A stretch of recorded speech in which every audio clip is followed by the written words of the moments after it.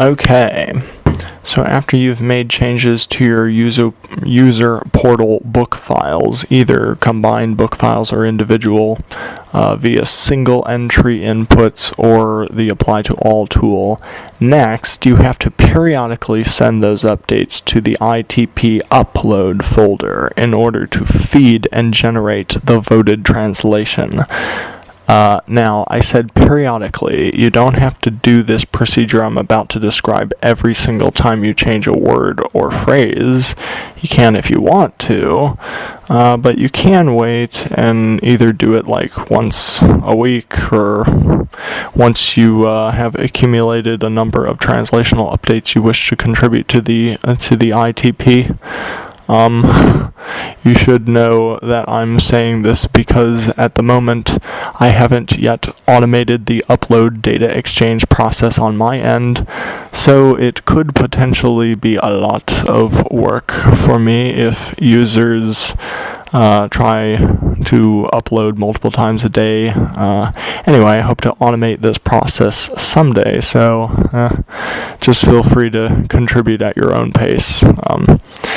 But anyway, so you've reached the point, when you've reached the point, when you have some translational data you wish to contribute to the ITP and to the voted translation, first simply copy and paste your user portal file.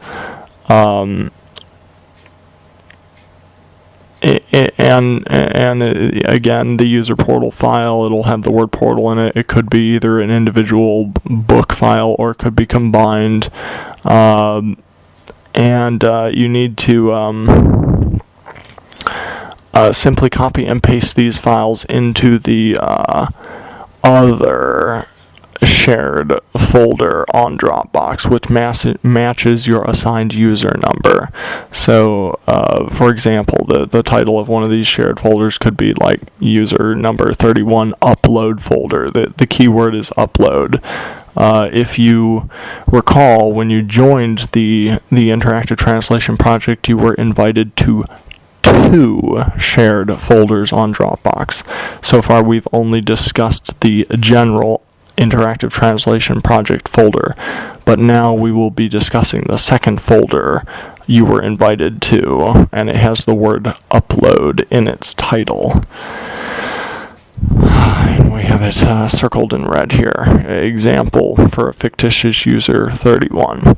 So you'll want to make sure to upload a copy of your user portal file. Do not just drag or cut and paste your file. You will need to keep a backup of your original file on your private Dropbox folder.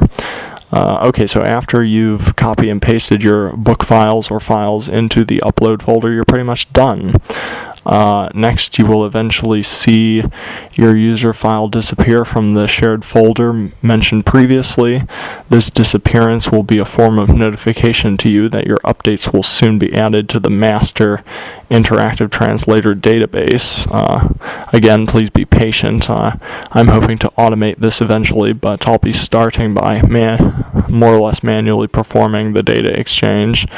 Not one cell at a time, but one file at a time.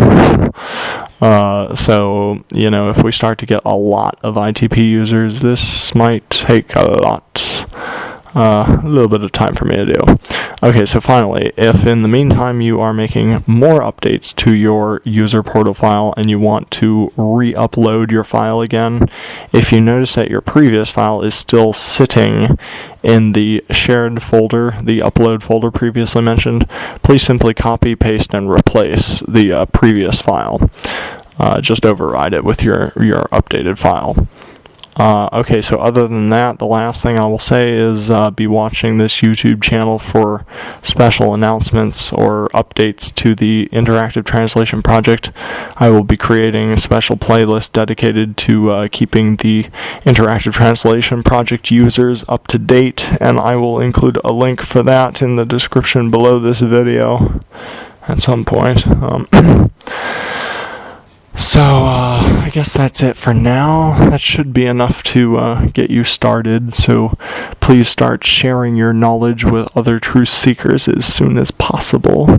In addition, I'll be coming out with other playlists dedicated to understanding the tools of the Interactive Translation Project.